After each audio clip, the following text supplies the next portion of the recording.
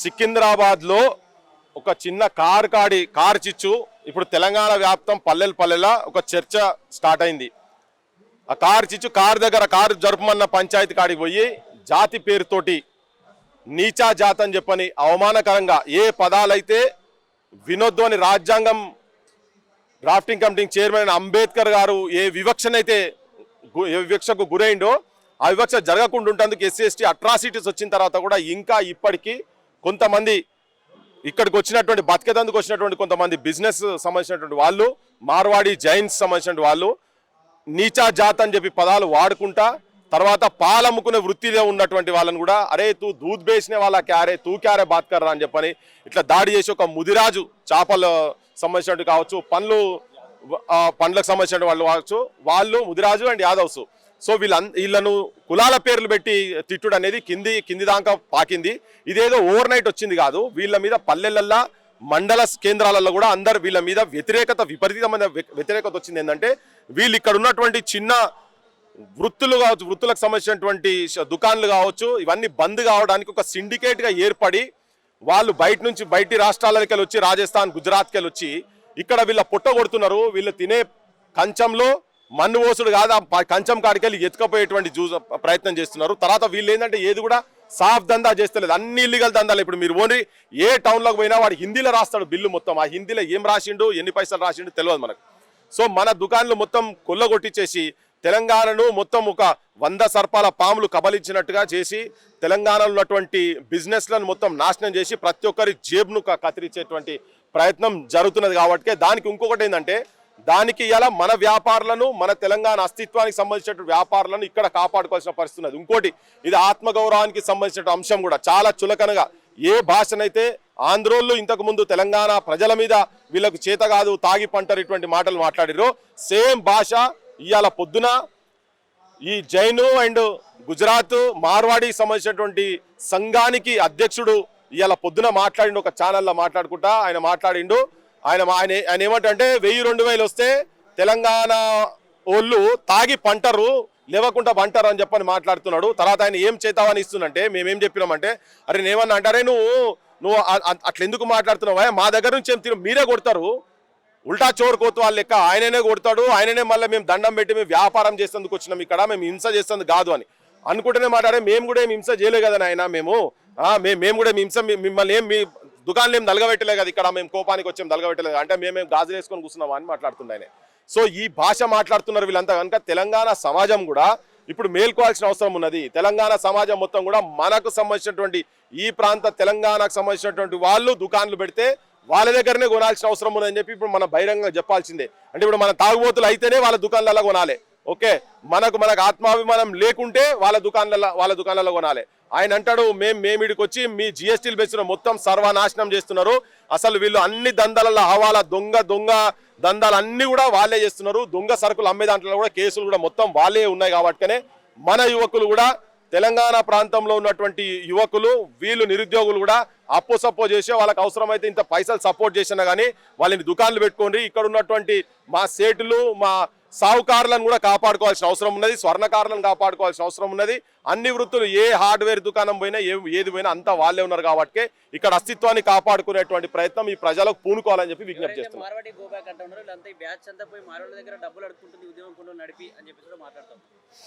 అయితే వాళ్ళకు అనుభవం తక్కువ ఉన్నట్టున్నది, వాళ్ళు రాజకీయ నాయకులతో ట్రీట్ చేసినట్టు అనుకుంటున్నట్టు వాళ్ళంతా. ఓకే, ఇది జనం లోపట ఉన్నది. జనం ఎక్కడిదక్కడ ఏ ఊర్లో అక్కడ ఎక్కడిదక్కడ ఉద్యమం లేస్తున్నది. ఇది ఇవాళ ఆమన్గల్లో వచ్చింది. ఆమన్గల్ల దాన్ని వీళ్ళందరి దగ్గర కూర్చొని వాళ్ళ షాపులు అంటే వాళ్ళు అగ్రిమెంట్ చేసిన తర్వాత మళ్ళా దుకాణాలు అంటే మేము ఇక్కడ పెట్టాం అన్న తర్వాత మళ్ళీ దుకాణాలు పెడుతుంటే ఇలా పోలీసు వాళ్ళు వచ్చి నా దుకాణం లేదు మీరు ఎట్టి పరిస్థితి తెరవద్దని చెప్పి చెప్తా ఉన్నారు కదా. రాజకీయ నాయకుల భాష ఏంటిది, రాజకీయ నాయకులు ఏం మాట్లాడుతున్నారు, మా బోటు ఉద్యమకారులు ఏం మాట్లాడుతున్నారు, మమ్మల్ని కొత్తగా టెస్ట్ చేసేది ఏం లేదు, మేము సముద్రం ఈదినము, ఇవి ఉట్టిగా చిన్న చెర్లలో ఈత కొట్టుడు అన్నట్టు ఇదంతా. ఈ మా సొంటోళ్ళ క్యారెక్టర్ గురించి మాట్లాడేంత సీన్ ఇప్పుడున్నటువంటి ఏ పాలిటీషియన్స్కు లేదు, ఎవరికి లేదు, అంత సీన్ లేదు వీళ్ళెవరికి. సో ఇది అంతేందంటే కావాలని వీళ్ళ మీద బటగాల్చి మీద వేయాలని చెప్పని కొంతమంది మీద ఎవరైనా ఈ మూమెంట్లో తిరిగేటోళ్ళ మీద మాట్లాడుతుండొచ్చు. కానీ మా బొడలో ఇప్పటికీ మాట్లాడుతున్నాం కదా ఈ తెలంగాణ వచ్చిన తర్వాత కూడా వచ్చిన కేసీఆర్ను క్వశ్చన్ చేసినాం, మా బడులు చక్కగా కావాలి, మా ఉద్యోగాలు మాకు రావాలి, మా హాస్పిటల్లో మాకు మంచిగా ఉండాలని చెప్పని మా ఆత్మగౌరవంతో మేము ఉండాలని వాళ్ళ మీద కొట్లాడినా ఇప్పుడు రేవంత్ మీద కూడా కొట్లాడుతున్నాం. ఇవాళ ఈ సమస్య కూడా తెలంగాణ అస్తిత్వానికి సంబంధించినటువంటి అంశం కాబట్టినే ఈ మార్వాడి గుజరాతీలో చేస్తున్నటువంటి దమనకాండకు వ్యతిరేకంగా అది వాళ్ళు దాడి చేస్తే కదా ఇది జరిగింది. ప్రజల లోపల యాక్సెప్టెన్స్ లేకుంటే ఎవరు రాడు కదా. తెలంగాణ ఉద్యమానికి కూడా అట్లా యాక్సెప్టెన్స్ ఉంది కాబట్టి వచ్చింది. ఇప్పుడు దీనికి కూడా ఆ యాక్సెప్టెన్స్ ఉంది కాబట్టినే జనం వెంబడొస్తుంది. అందుకనే ఈ చిల్లర మాటలు పిచ్చి మాటలు మారడోళ్ళు వెంబడి మేము ఉంటామని చెప్పని బండి సంజయ్ లేక మాట్లాడతలేం కదా. అవి అటువంటి వాళ్ళే కదా మాట్లాడేది. మారడోళ్ళు వెంబడి దాడి జరిగితే దాడిని కూడా ఖండిస్తలేడు. ఆ కులాల జాతి పేరు చెప్పి దాడులు జరిగినాక కూడా బండి సంజయ్ దాన్ని ఖండిస్తలేరు. కానీ మార్వాడోళ్ళకు తరఫుకెళ్ళి సపోర్ట్ ఉంటాం, ఎవడోడు వస్తాడో వాడిని కొడతాం చంపుతాం అని చెప్పి వాళ్ళకి సంబంధించినటువంటి ఎమ్మెల్యే కూడా మాట్లాడుతున్నారు. పార్లమెంటుగా నిలబడ్డటువంటి వాళ్ళు కూడా వాళ్ళు మాట్లాడుతున్నారు కదా. అగో వాళ్లకు మాకున్నటువంటి తేడా మేము ఎదురిస్తున్నాం. వాళ్ళు సచ్చిన శాపాలు వరదలు కొట్టుకోపోతున్నారు. వాళ్ళకి అర్థమైతే నోట్ల కమ్ముడు పోయినటువంటి వాళ్ళంతా అదే. అందుకనే ఇలా దేశ సంపద 1% ఉన్నటువంటి వాళ్ళ చేతులల్లో దేశ సంపద 44 పైసల కంటే 44% ఎక్కువ దేశ వెల్త్ వాళ్ళ చేతుల్లోనే. దీంట్లో ఉన్నోళ్ళు మెజారిటీ గుజరాతీలు మార్వాడీలే. ఇది తీస్తే తెలిసిపోతుంది ఎవరు దోపిడీ చేస్తున్నాడు, ఎవరి మీద పెత్తనం చేస్తున్నాడు. అట్టడుగు వర్గాలలో 50% ఉన్నటువంటి వాళ్ళ చేతులలో దేశ సంపద కాదు 3% ఉన్నది. అగో ఆ జనం గురించి మేము కొట్లాడుతున్నాం. ఎక్కడ తప్ప అంతా దొంగమాలు ఉన్నదంతా ఇటువంటి కొంతమంది జనాల దగ్గరనే, క్యాపిటలిస్టుల దగ్గరనే ఉన్నది. ఈ క్యాపిటలిస్టులు మొత్తం మెజారిటీ ఉన్నటువంటి వాళ్ళు కూడా గుజరాతీలు మార్వాడీలే. ఇక్కడ ఈ ప్రాంతంలో కూడా ఉన్నారు కొంతమంది, లేరని ఏం చెప్తలేం. కానీ వీళ్ళంతా ఒకటే కోవకు సంబంధించినటువంటి వాళ్ళు కనుక వాళ్ళ మీద ఇలా బ్యాంకులు కుంభకోణాలు చేసి బయట దేశాలకు పారిపోయింది అంటే ఎవరున్నారు ఎక్కువ? ధనం మొత్తం వాళ్ళ చేతుల్లో ఉన్నది. ఇలా గంటలకు 100 కోట్ల రూపాయలేమో వాళ్ళు సంపాదిస్తున్నారు. ఇలా అదానీలు అంబానీలు ఎక్కడోళ్ళు వాళ్ళ చేతులలో ఎంత ఉన్నది? ఆ టాప్ 10లలో టాప్ 3లలో వాళ్ళే ఉన్నారు కదా. అంటే పైసలు ఎవరి దగ్గర ఉన్నాయి? ఎవరు దోపిడీ చేస్తుంది దేశాన్ని? వాళ్ళు దోపిడీ చేస్తున్నారు. వాళ్ళకి రాజకీయ పార్టీలు కమ్ము కాస్తున్నాయి. తర్వాత అన్ని రాజకీయ పార్టీలకు వాళ్ళు ఫండింగ్ చేస్తున్నారు. అరే గవర్నమెంట్ ఎవరి దగ్గర ఉన్నది అనేక మన ఉన్నదా? అక్కలు ఉన్నదా? తలకాయ ఉండి మాట్లాడుతుర్రా? అన్నాడు కదా ఆయన, ఎవరు సంజయ్ అన్నాడు కదా, ఇది ఉన్న తలకాయ ఉన్నదా అని మాట్లాడారు. నీకున్నదా ఆయన తలకాయ? అసలు ఫస్ట్ నీకున్నదా? నువ్వు ఏ బాధ్యతతో మాట్లాడుతున్నావు? ఎవరో రోడ్ సైడ్ రోమియో లెక్క మాట్లాడుతున్నావు. ప్రభుత్వం నీది కదా, అధికారం నీ చేతున్నది. నువ్వు మళ్ళీ హోమ్ మినిస్టర్ స్టేట్ నివేదికలు ఉన్నాయని చెప్తున్నావు, రోహింగ్యాలు ఇక్కడ ఉన్నారని చెప్పని. మేము నాయన మీరు అధికారం రాకముంచి మొత్తుకుంటారు. మరి మీరు ఏం చేస్తురా? మీరు మీ పార్టీ ఏం చేస్తారు? గడివిక్తురా? ఏం చేస్తారు? మరి పంపించాలి కదా. మా చేతిలో అధికారం లేదు. ఇలా మేము చెప్తున్నాం మా సంటోళ్ళకి అధికారం ఇల్లు 2 రోజుల్లో పంపించకపోతే చూడరు. ఎవరు ఆపుతున్నాడు ఇప్పుడు వీళ్ళను? అధికారం వాళ్ళ చేతిలో ఉన్నది కదా. ఆయన ఉద్యమాలు నిర్మించాలా రోహింగ్యాల గురించి అని. వాళ్ళు ఎవరిది? ఈ గవర్నమెంట్ ఎవరిది? ట్రంప్ నడిపిస్తున్నా ఇక్కడ? పుట్టిన నడిపిస్తున్నా ఇక్కడ? వీళ్ళే కదా, మోడీ వీళ్ళ బీజేపీ చేతిలో ఉన్నాయి కదా. మరి ఏరి పారేసేయండి, పంపేరి. ఐఎస్ఐ ఏజెంట్లు ఇక్కడ ఉన్నారని చెప్తున్నారు వీళ్ళు. ఐఎస్ఐ ఏజెంట్లు కూడా ఇక్కడ ఇన్ఫర్మేషన్ అన్నారు. మరి ఐఎస్ఐ ఏజెంట్లు ఇక్కడ ఉన్నారని నీకు తెలిసిన తర్వాత నీ గవర్నమెంట్ నువ్వు ఎందుకు ఆపుతున్నావు? నువ్వు కూడా ఐఎస్ఐ ఏజెంట్వా? నువ్వు చేతులు కలిపిరా మీరేమన్నా? మీరు పాకిస్తాన్ ఏజెంట్లా? మా బోటర్ల మీద మాట్లాడుతున్నారు వీళ్ళంతా. అర్థం కాదు. ఎవడాపిండు? గవర్నమెంట్ ఎవరి చేతులు ఉన్నది? రాజ్యం ఎవరి చేతులు ఉన్నది? నువ్వు పంపి తీసుకుపోయి పాకిస్తాన్లో వారేస్తావా, బంగ్లాదేశ్లో వారేస్తావా, అమెరికాన్ కప్ప చెప్తావా, బే ఆఫ్ బెంగాల్ ఇస్తావా? నువ్వు చూసుకోవా నాయన. నువ్వు మంత్రిగా మాట్లాడుతున్నావు, నాకు అర్థమైతలేదు. బచ్చగాడికి అడిగే అవుతున్నాడు మాట్లాడుతున్నా. అసలు ఈయన ఏంది? ఈ కార్పొరేటర్ కానీ కూడా గాడి దాకా పోతే గిట్లే ఉంటుంది. దరిద్రం, ఈ దేశం దరిద్రం. ఇటువంటి వాళ్ళు మంత్రులు అయ్యే పట్టుకుని ఇట్లా సర్వనాశనం అవుతున్నది దేశం. ప్రతిభ కూడా బయటకు పోతే ఇజ్జత్ పోతున్నది ఇటువంటి వాళ్ళని చూసి. నియామకాల కోసం ఆంధ్రలో కొట్టిరు. మరి ఏం ప్రయోజనాలు సాధించారు? తెలంగాణలో నిధులు వచ్చినాయి, నీళ్ళు వచ్చినాయి అని చెప్పేసి మాట్లాడుతున్నారు. మరి మార్వాడి గోబ్యాక్ అనే అంశం నిజంగా ఒక్కటి దీనిలో ఉన్న కిటికీ ఏంటంటే, మన దగ్గర తర్వాత వచ్చిన ప్రభుత్వాలు మొత్తం తెలంగాణ రాజకీయ నాయకులు కూడా దొంగలే పట్టుకుని ఈ పని అయింది. వీళ్ళందరూ ఎవరి దగ్గర ఉన్న వాళ్ళు? అయితే చంద్రబాబు దగ్గర ట్రైనింగ్ పొందిన వాళ్ళు, ఎన్టీ రామారావు దగ్గర ట్రైనింగ్ పొందిన వాళ్ళు, రాజశేఖర రెడ్డి దగ్గర ట్రైనింగ్ పొందిన వాళ్ళు, వెంకయ్య నాయుడు దగ్గర ట్రైనింగ్ పొందిన వాళ్ళే ఇలా తెలంగాణలో ఎమ్మెల్యేలు ఎంపీగా అయింది కాబట్టి ఇలా మా బొట్టలో మాట్లాడే పరిస్థితున్నది. లేకపోతే నిజంగా ఈ ఉద్యోగాలు ఇక్కడికి రావాల్సిన ఉంటుండే కదా. ఇలా 2 లక్షల ఉద్యోగాలు అని చెప్పని వచ్చిన రేవంత్ రెడ్డి ఎక్కడ ట్రైనింగ్ పొందిండు? ఆయనే పొందిండు చంద్రబాబు స్కూల్లో చదివిండు కదా. ఆయనే బీజేపీ స్కూల్, చంద్రబాబు స్కూల్ కదా. ఇప్పుడున్నది ఉద్యోగం కాంగ్రెస్ అన్నది. వీళ్ళందరూ కూడా యాంటీ తెలంగాణనే. ఈ లీడర్లంతా పెరిగిన అక్కడ కాబట్టి ఈ ప్రాంతం ప్రజల మీద మమకారం లేదు, వాళ్ళకు ప్రేమ లేదు. ఈ ప్రాంతంలో ఇంకా త్యాగాలు జరుగుతుంటే కూడా వాళ్ళు దాన్ని తమాషా చేసుకొని శవాల మీద పైసలు ఏర్పుతున్నట్టుగా ఇంకా తమాషా లెక్క చూస్తున్నారు వీళ్ళు.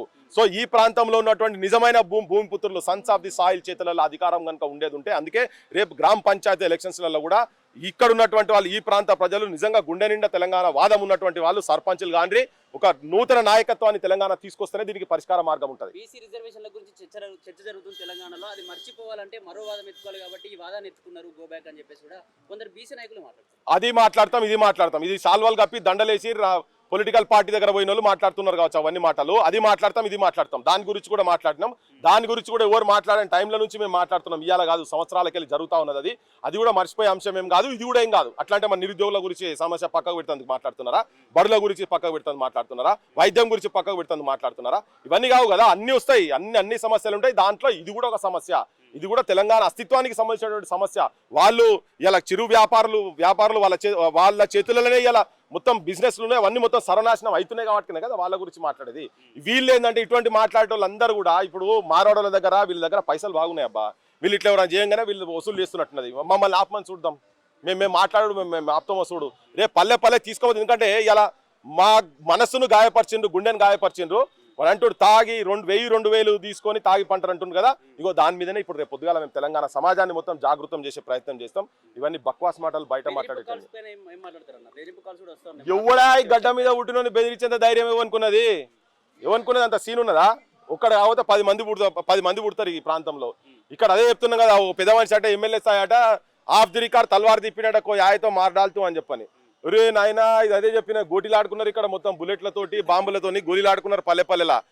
పెద్ద రాచరిక వ్యవస్థను ప్రతినిధులు ఉన్నటువంటి దొరభూస్వాములను మొత్తం పైజాం ఉడబికి ఉరికిచ్చిన ప్రాంతం ఇది. గీడ మీరుగా గిల్వార్లు మాట్లాడితే ఇక్కడ నాయన. కాకపోతే మా తలకాయ తిరగనీయకురికి అంతనే. మా తలకాయలు తిరిగితే అన్నీ అవుతాయి, కానీ మేము తించదలుచుకోలేదు. ఒక ఐడియాలజికల్ మిలిటెన్సీ తీసుకోపోదలుచుకున్నాం మేము.